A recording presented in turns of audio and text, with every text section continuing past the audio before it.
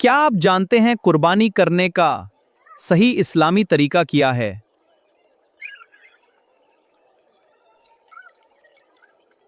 जानवर को पानी पिलाएं और उसके साथ नरमी से पेश आएं।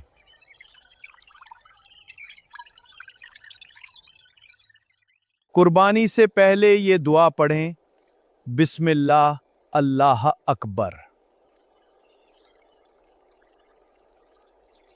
छरी तेज होनी चाहिए ताकि जानवर को तकलीफ ना हो।